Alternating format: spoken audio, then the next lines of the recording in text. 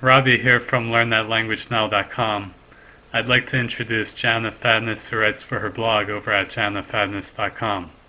Jana is a world traveler, language extraordinaire, who also happens to be a directionally challenged adventurer.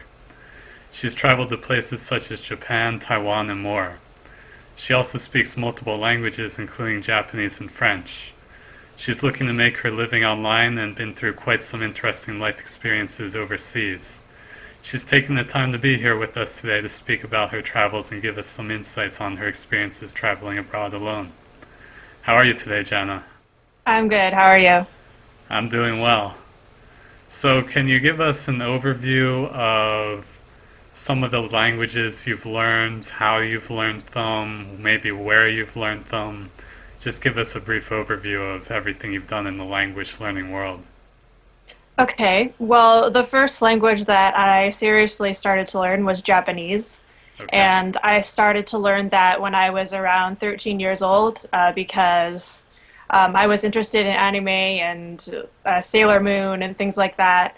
Yeah. And so I went online and found some free websites with some free Japanese courses and started to learn and just became really interested in the language. And it became more of wanting to learn the language for the sake of the language itself. And so I studied Japanese for several years and later ended up living in Japan for a while. And so I've also studied French, which I started learning in high school, just took regular French classes in high school, and also continued to take French classes in university.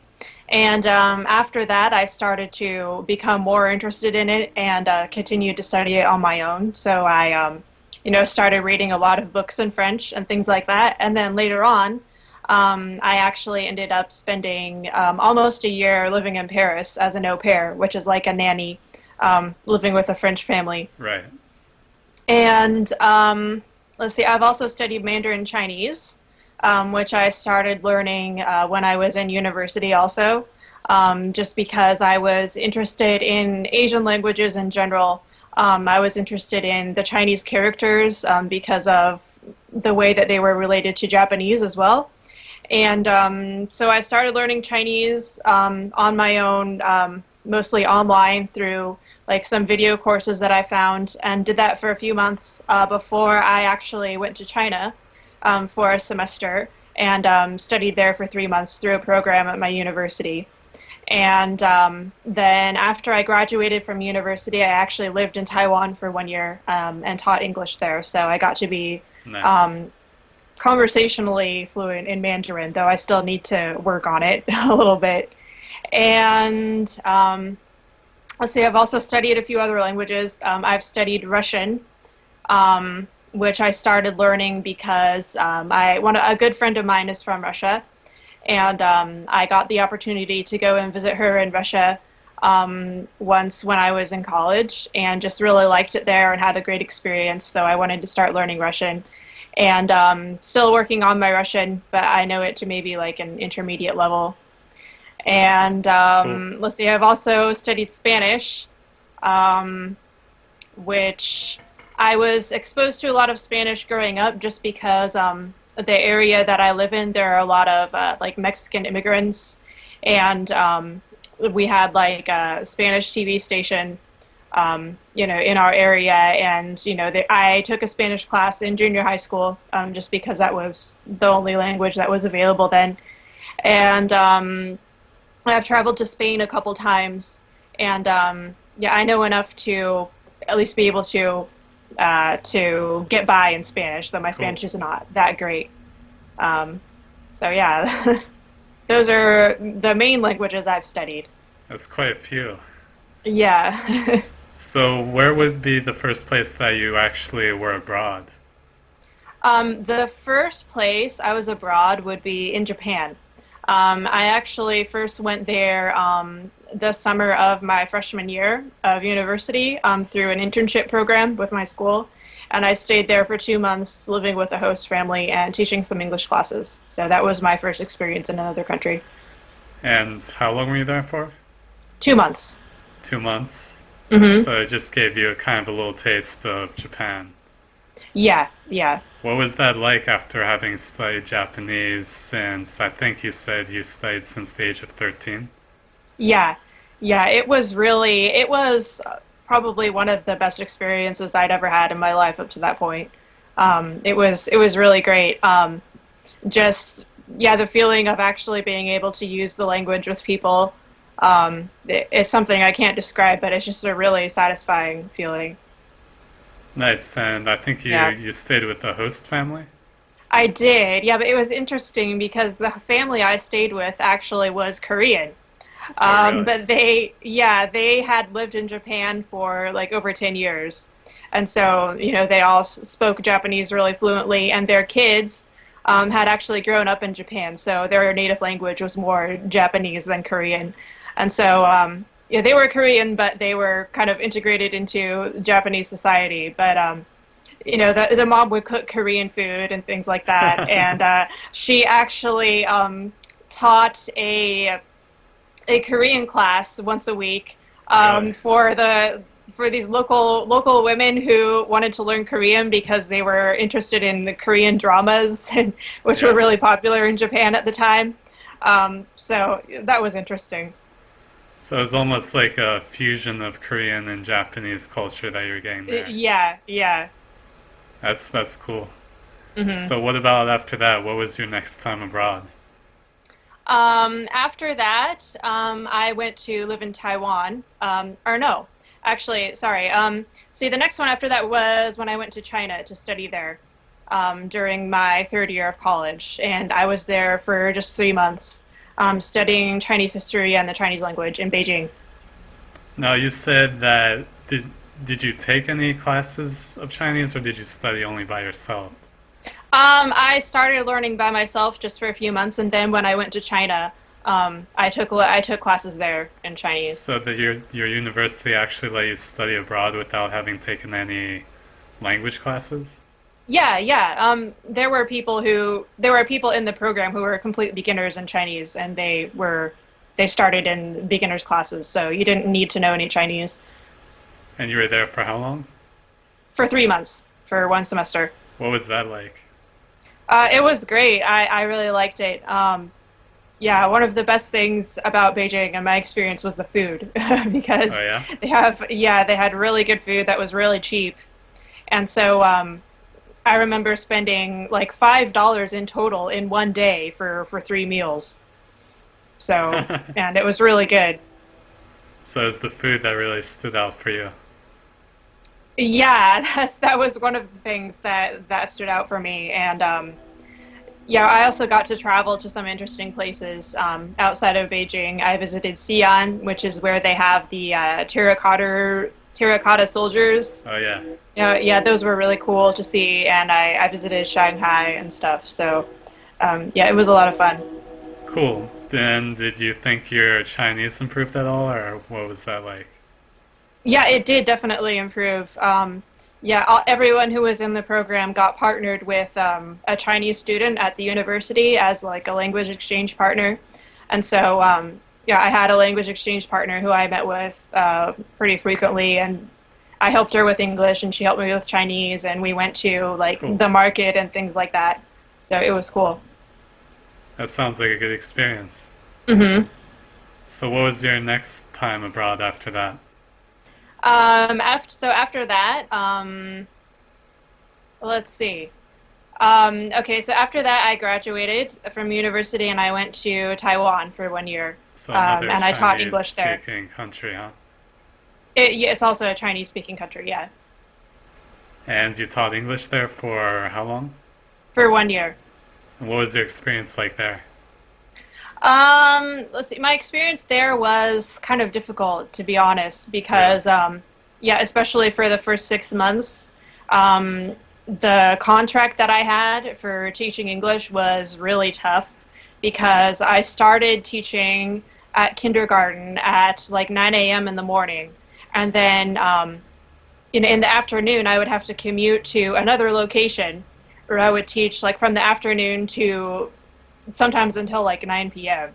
And Oh, so it really? was this crazy, like really long split schedule. And I also had to teach on Saturday mornings. That's And rough. so, Yeah, it was really rough, and I just felt like I had no free time. Sunday was my only free day, but by the time I got to Sunday, I just felt so tired, like I didn't want to do anything. And so that was really tough. But after the first 6 months there, I was able to stop teaching at the kindergarten in the morning. So I just taught the afternoon classes, and it was a lot better after that. Now, were you able to get some more Chinese studying in, or were you too busy teaching English? Yeah, I didn't make as much progress in Chinese as I had wanted to. Unfortunately, for due to a lot of complicated reasons and like personal things that happened, I actually ended up getting really depressed for a while there and wasn't Yeah. really motivated to do much of anything. So I actually ended up spending a lot of my time studying Japanese instead of Chinese, Oh, really? because yeah, it was kind of an escape for me just thinking about going to Japan. And so I ended up like watching a lot of Japanese TV and spending a lot of time studying Japanese. So when you were in Taiwan, you actually already knew that you were going to be going to Japan. Yeah, yeah, I did. And the reason that I went to Taiwan instead of going straight to Japan was because I knew that I was going to want to spend a lot of time in Japan, and I wanted to, take the chance to experience another country before I did that. But it ended up not going as well, just because I didn't have a very good attitude about it. But You think it was yeah. your attitude and not the crazy hours that they gave you? Of course, the crazy hours were also a part of it, but I think a part of it was my attitude as well. What do you mean? I think that I could have, tried to see the more positive aspects of the situation instead of having like a victim mentality, and thinking that there was nothing I could do about it. Um, Yeah. um, Part of the problem was because I was working as an English teacher, Yeah. and all of my Taiwanese coworkers, or at least most of them, spoke English and would speak to me in English at the school, which of course is only natural for them because it was an English school. But I started to feel kind of bitter about that, like, oh, I'm here to learn Chinese, but everyone speaks English to me. I can't learn Chinese now because of this situation. And, but now I realize it was silly because all I needed to do was to be more proactive about it and to, take the initiative to speak Chinese. Um, Right. so, yeah, I think that my attitude was a lot of the problem. Okay. Hmm. But at least you got your escape by studying Japanese and preparing for your trip to Japan. Yeah, So I guess that's the next place you went to, right? it is. Yeah. Did you go directly to Japan from Taiwan, or did you go back home for a while? Yeah, I went back home for like 6 months, and Really? then I went to Japan. Yeah, And so going to Japan, you were also an English teacher, correct? I was. Yeah. How did that compare to being an English teacher in Taiwan? It was a lot different because the first place I taught English in Japan was a very small, privately owned school that was in like a rural area. And so all the classes were very small, and I had a wide variety of students. Whereas in Taiwan, I was only teaching children, and they were usually pretty big classes. And, they had like a very set curriculum with certain textbooks that were supposed to be taught in a certain way Yeah. and things like that. But at the school in Japan, it was very flexible, and I had students of all different ages and all different levels, and the class sizes were usually very small. So I was able to get to know the students better, and I had a lot more freedom in choosing the materials that I used and my teaching methods. And so I enjoyed it a lot more. Yeah, what about your personal life? Was it a lot better in terms of the hours and being able to explore Japan, perhaps? Yeah, it was definitely better. I was a lot less stressed out, and yeah, I had plenty of free time to do other things, so it What was kind of good. things did you do? What kind of things did I do? I um, just spent time with friends and like read books and watched TV, things like that. Nothing really special, but Did you continue to study Japanese even while you were in Japan? Um, I don't know. I don't know if I would say that I studied, but I used the language a lot. Right. So, because once you get to a certain level in a language, you don't really study anymore. You just kind of, try to use the language as much as possible. And as you do that, you learn a few new words and things like that, but it's a gradual process of kind of polishing it. So that's where I was at that point. So I just tried to like watch a lot of Japanese TV and like read Japanese books and talk to people in Japanese. And you said you went out with your friends. Were these Japanese speaking friends or English speaking friends or both? Yeah, they were mostly Japanese friends, and I actually had a Japanese boyfriend at the time, so Oh, that that probably probably helps. helped a That lot. probably helped to improve my language skills quite a bit. Nice. Hmm. So it was more not so much that you were sitting down with the textbook and trying to study hard, but rather you were being immersed in the language after having studied it for so many years. Yeah, yeah, basically. That's cool. So how long were you in Japan for teaching English? I was there for 3 years, and so for 2 years I lived in a town called Maebashi, which is in Gunma Prefecture. It's kind of central Japan, and it's kind of a more rural area. What is it And called? then it's called the town is called Maebashi, and the prefecture is called Gunma. Okay. Yeah. And then for my third year in Japan, I lived in Yokohama, which is the second largest city next to Tokyo. And so, there I taught at an all-girls private high school, which was Oh, quite a really? different experience, yeah, from teaching at the little English conversation school. What was it like teaching there? It was very interesting. I was teaching the classes all by myself, and they were Really? yeah, there were usually something like 20 girls in a class. And it was very challenging at times because a lot of the students were really not interested in learning English at all and just, didn't pay attention and would be like talking to each other in Japanese through the whole class. And so sometimes it was very frustrating. I can But imagine. yeah. But I also had some really great students who really wanted to learn and who I was able to work with individually a lot. And I saw a lot of progress with those students, which was really neat. Um, That's cool. but yeah, I was the only foreign teacher at the school, but I was like a full-time member of the staff. So, I like participated in all the staff meetings and like I had to do things like supervised detention and all that stuff. Really? So yeah, it was quite interesting. It was a full Japanese high school experience. So That sounds great. yeah. So how long were you in the countryside and how long were you in Yokohama for? Yeah, I lived in the countryside for 2 years and in Yokohama for 1 year. And what kind of differences were there between living in the countryside and then moving to a bustling city like Yokohama? There were a lot of differences. I actually turned out not to enjoy living in the city as much as I thought I would. I wanted to move to the city because I thought it would be more exciting and Yeah. like I could, have more opportunities to meet people my own age and things like that. But it was actually pretty stressful in a lot of ways, especially because of the morning commute on the train.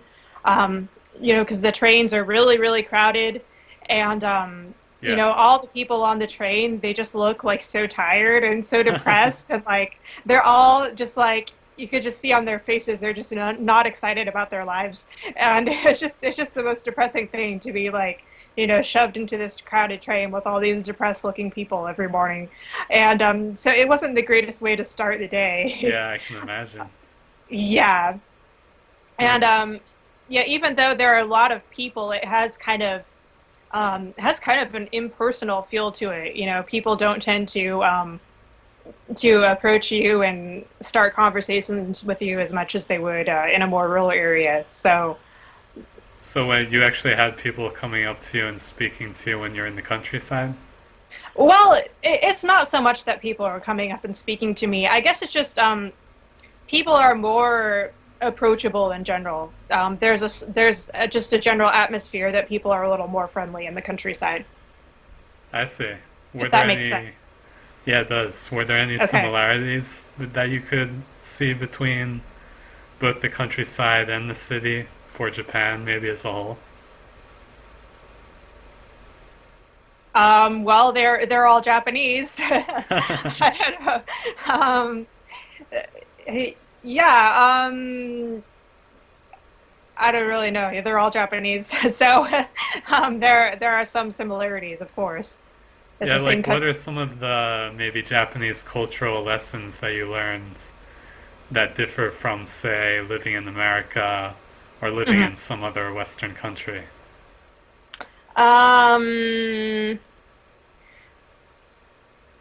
well, there are a lot of things that are different, but let's see. One example is in Japan. It's tradition whenever you travel to another place, whenever you like have taken a few days off to go somewhere. It's tradition that you bring back some sort of souvenir, not only for your family and your friends, but also for your coworkers.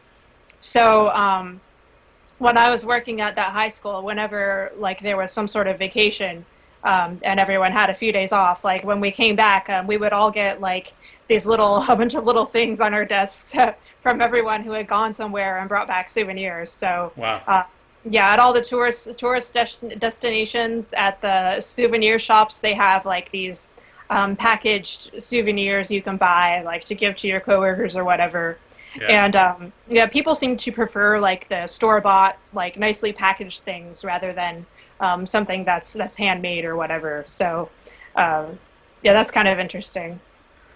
Yeah, I also remember reading in your blog that you said you felt more comfortable in Japan than you did in the United States in some ways. Could you talk about that a little bit? Yeah, I felt more comfortable in a lot of ways just because like my personality tends to be a little more introverted and reserved. Maybe it's hard to tell right now because I'm talking a lot in this interview, but Yes. yeah, I'm a pretty quiet person in general. I don't tend to speak unless I'm spoken to, and I don't tend to um, show a lot of emotion or a lot of excitement in most situations. And so growing up in the U.S. was kind of hard for me sometimes because people would always say, well, why don't you smile more? Why don't you talk more? Or, why do you seem so bored all the time? Or, sometimes people would even think that I was rude or that I was like stuck Really? up or selfish. Yeah, just because I wasn't very talkative. I wasn't very outgoing. So that was really difficult, but I never got that kind of reaction in Japan because there it's more of the norm to be a little more reserved and to kind of keep to yourself. So So they're more accepting of just being quiet and sort of not really trying to be so extroverted, perhaps.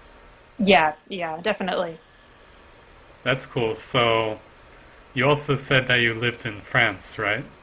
I did, yeah. I lived there for 10 months. Was that after you were in Japan? It was, yeah. And is that the next destination that you went to? Yeah, I guess it is. I mean, in between, I like traveled briefly to a couple of other places, but France was the Oh, next country that I lived in for a where do you long period travel of time. to? Well, let's see, I forgot to mention to you earlier that before I went to China, in university, I went to Russia. Oh, really? That was when I went, yeah, when I went to visit my Russian friend, for just 10 days. I stayed there.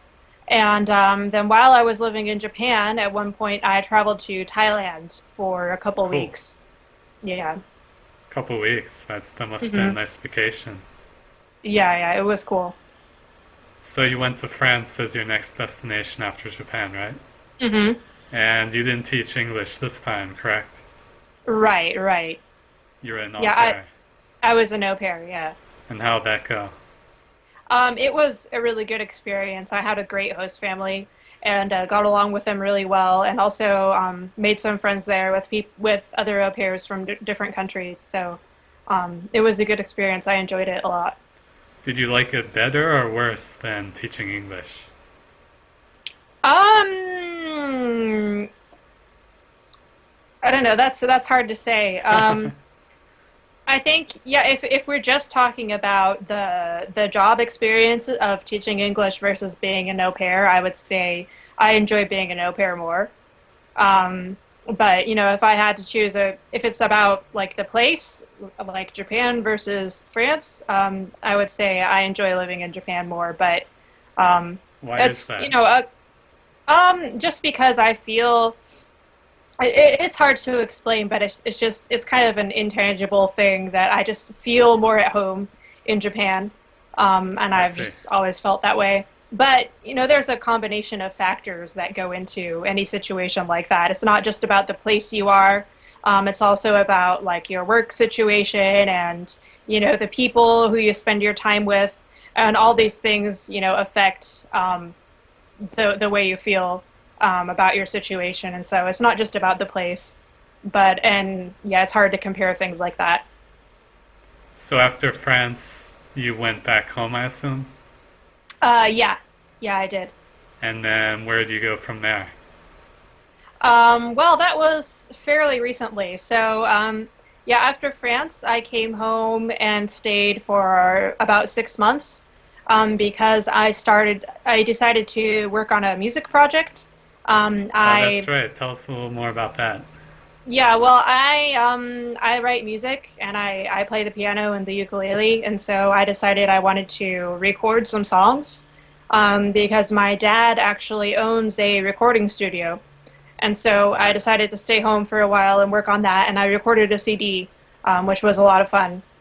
And so after I finished that, I had pretty much run out of money because I Yeah. hadn't really made any money in France as an au pair, and I needed to continue making payments on my student loans because I was still in debt from university. And so after that, I went. I decided to get another job teaching English, and so I went to Taiwan to start doing that. But to make a long story short, I actually ended up getting fired from that job after just 2 weeks there. After just Um, 2 weeks? yeah, That sounds pretty rough. yeah, it was pretty rough. Yeah, their reason for firing me was that they thought I wasn't passionate enough about teaching English, and That yeah, seems I'm not. strange. Yeah, it was a little strange, and it was, I disagreed a little bit with the way they did things, but there was nothing I could do about it, and they had made their decision, and so at first I was going to look for another job teaching English in Taiwan, but after I thought about it for a while, I kind of realized that that wasn't what I really wanted to be doing, and so maybe I could take this as an opportunity to um, just go off and do what I really wanted to do. And so I decided I wanted to try to find a way to make a living for myself online Nice. instead of working for other people. So that's what I'm trying to do right now, and I'm back in the U.S. now, trying to do that. How's that going for you so far? Well, it's going okay. I'm still, looking for some different things to do. I've started to make a little bit of money doing some freelance translation from Japanese to English, but um, Nice. I'm looking on finding other streams of income, other things that I can do. Yeah, definitely. Mhm. So, what do you plan on doing if you're able to get these streams of income? Do you want to go back to Japan or Taiwan, or what would your dream be? Well, I'm not sure exactly. It's kind of up in the air at this point. Um, it gets complicated as far as, if I were going to live in Japan, because of visa issues. Yeah, I can't really live there, and for the long term unless I get a job there. So, right. yeah, I'm not sure exactly where I'm going to live or anything like that. That's not decided. It's just kind of going to see how I feel and see what happens. Would you want to visit Japan at least? Oh, definitely, definitely. Yeah, Japan is definitely a part of my life, and the language is a part of my life. So, I'll definitely be going back there. All right, cool. So I guess the last question I'll ask you is, why do you call yourself a directionally challenged adventurer in your Uh, blog title?